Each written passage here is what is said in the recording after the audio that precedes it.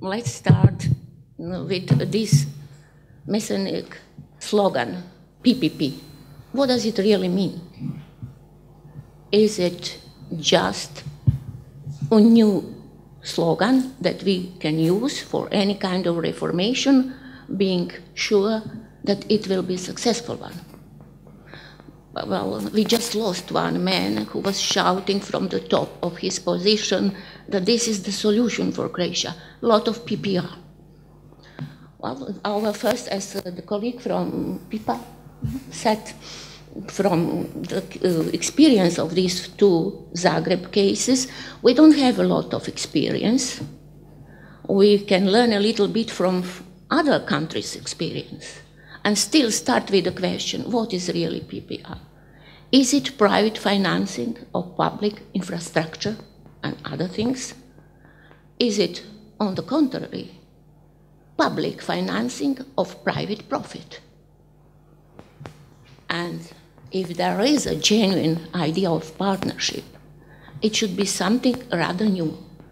A history of 2,000 years and more is full of examples of kind of mixture of public and private. But I don't think if we start with Egypt, if you go to Spanish war that Elizabeth I was having with his Sir Drake, you will see that it was also a public-private mix. But Queen Elizabeth had only 2 ships. All others, more than 20, were private. So this was the beginning of so-called privatization. No, privateer, if it's good. Means, well, maybe we can say in our language, gusari. Pirates. Pirates, yeah. This is not from my vocabulary. Well, so that means, what is, if it was not? The whole mercenary can be all of this kind of mixture. And you have this new, in Iraq war, when the army, US army withdraws, then you got some private, yeah, but it is a partnership. Still the states, United States are there, but now the private organizations are finishing and cleaning, sometimes making it even more dirty, the consequences of war. But let me try to tell you what I mean when we say partnership. I think it should be an equality in distribution of contribution, benefits, and authority. And in order to achieve this kind of partnership, that is not impossible, but it's hard-working process. What we really need, we have to accept different kind of contracts. So-called contracts are usually made as defining, reducing the uncertainty in so-called conflict situation. So, you know, it is then the zero-sum game. One wins, other is losing. But what we need this non-zero-sum game. That means win-win. But not only this. In this case, it could be tripled. Win-win-win, because you have private, you have public, but you have to take especially the citizens, the consumers as a whole, as a third party. Maybe some kind of public sector can make some profit, but what does it mean for the citizens and consumers, and finally taxpayers? So in this case, we cannot really, for a real partnership, we cannot use the classical contract. And that's what you were doing, excuse me, in British cases, because this is a conventional contract with opposing sides. So who knows better to make these all provisions? Usually, as you say, the public sector is locked in the agreement. Yeah? And what is even worse, it is not transparent. So this is, that means that we have this, this possibility to make another type of contract. And this is another type, it can be, they call it a relational, or they call it social contract, or let's say one of the English authors, I don't know if he has a French name, but I don't know how to pronounce it.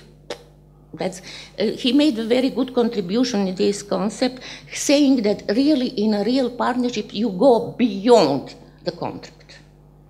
And I would say if there is in a theory a differentiation, I would call this not a contract but agreement between two parties, public and private, means agreement that in which there is a long-term during of this agreement, and that there is a mutual trust that lasts. So in this case, almost there are none, in this situation, there are almost none such cases. But I can mention you just that there is at least one. The case in so-called Verkehr data bank. Tierverkehr data bank. This is from Switzerland. The case is very, very successful when all interested, all stakeholders for the first, let's say, cattle,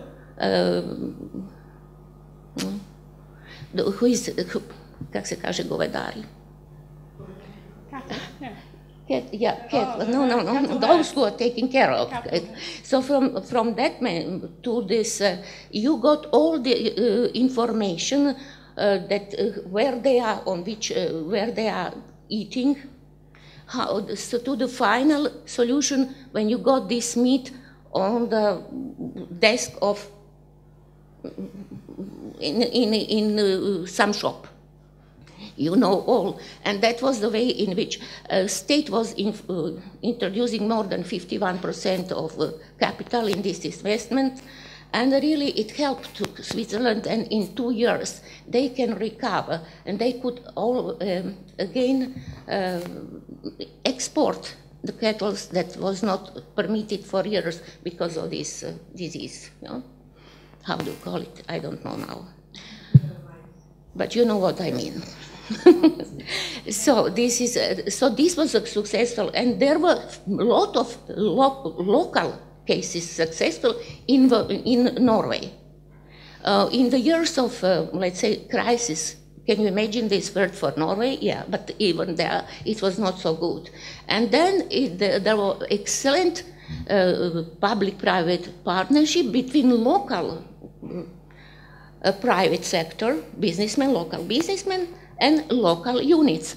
Very successful because they were long-term, they knew each other, there was a mutual trust, so it is successful, and it really pushed the development. But what we can have to say about Croatia, unfortunately, we don't have a real study. Excuse me, this is still not a real study of what you have presented. We don't have any case as a real study, case study in Croatia. And what we have tried to, to introduce in our country as a solution, you know, when you have debt and you have budget deficits, so and still you have demand for a lot of services. So what to do? Of course, we have introduced the concept from the European Union, and the concept of European Union is the concept of British. So what do you have? You have private financial initiative.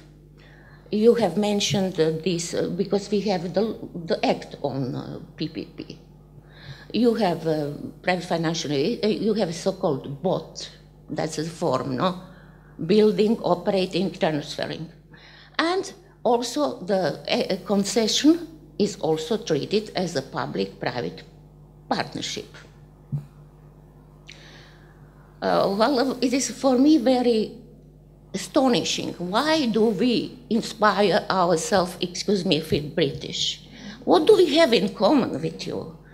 Political system, social system, tradition, cultural system, nothing, almost nothing. but we are copying. No? We are copying the system and expecting wonders. So I have to do the study of British cases to learn the lesson. And by learning this lesson, first you have to see that the legitimation for the PPR is what? Transfer of any kind of risk. And you have mentioned, you have demonstrated here with your case from Britain, and this case is here, there is no transfer of risk, especially not in terms of prices. They are not fixed, they can increase. At the end, it thinks that the risk is always on the public side. It will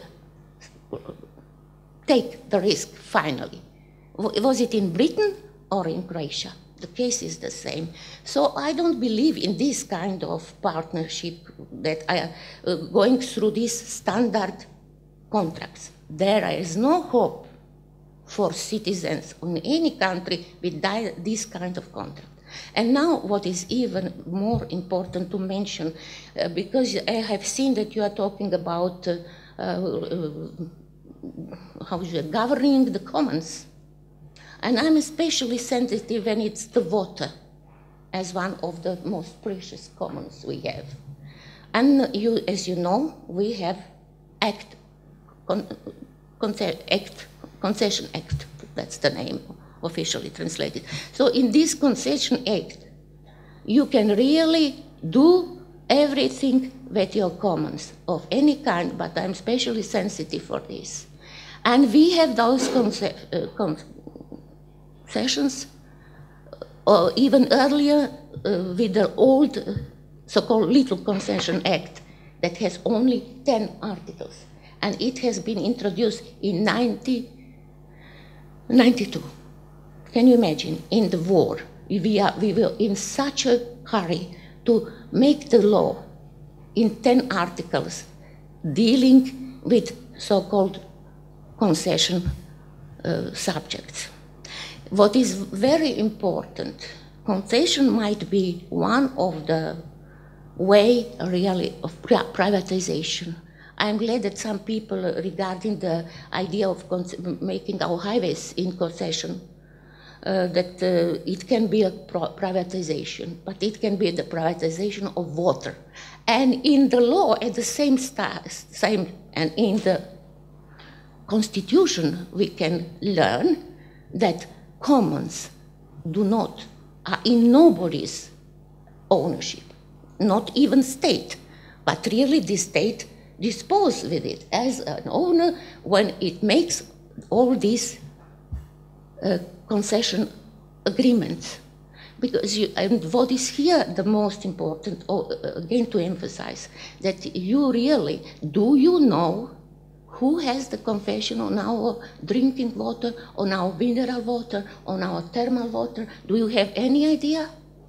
Well, now, according to the new law, Concession Act, you can learn something about it. So it is partly publicized. You can learn the name, you can learn the location, the type of concession, and how do you say coefficient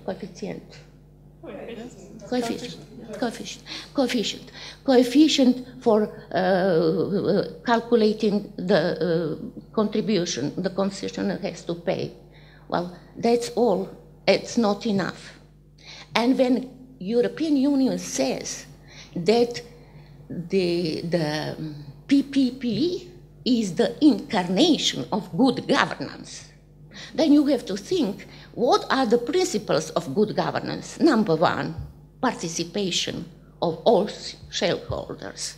So now they should become not only to inform, they should take part in decision-making about these vital resources we have, our commons, no?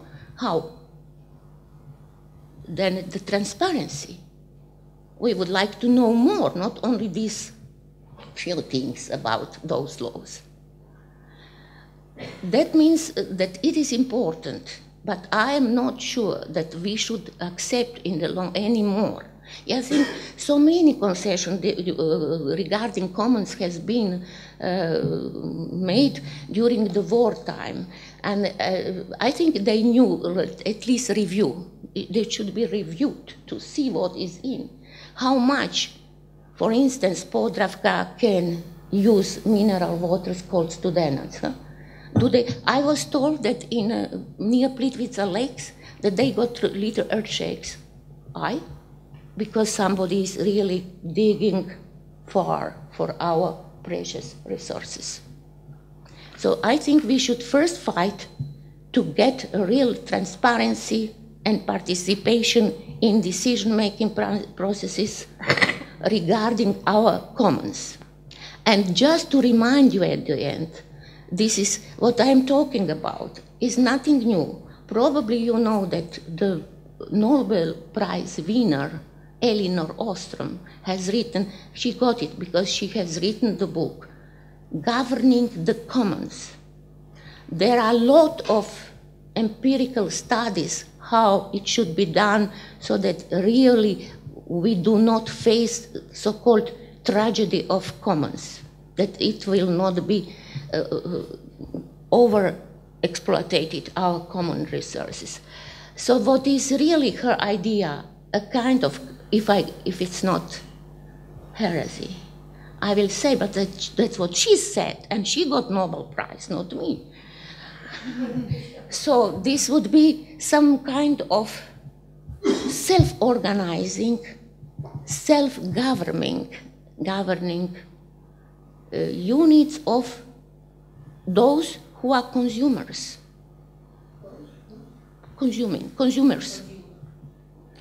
And she has rejected market as a governing principle. She has rejected state as those who are regulating this system, as those that in both situations you are really losing your precious resources only when you got new kind of rules, a mutual obligation, and also mutual control. Then you can maybe save these precious resources for your future. Thank you.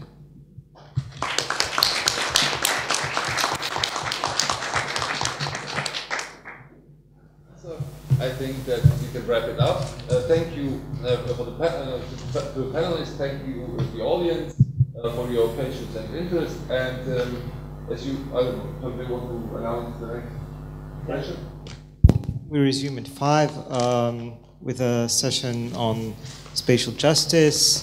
We'll look at the prospects of different spatial justice throughout the region and the comprehensive agenda of spatial justice as a possible public platform, both in uniting these different struggles and then kind of creating a platform for them to work with other struggles for commons, for public sector, labor struggles. So I'll be here at 5, those who present a bit earlier. So, thank you.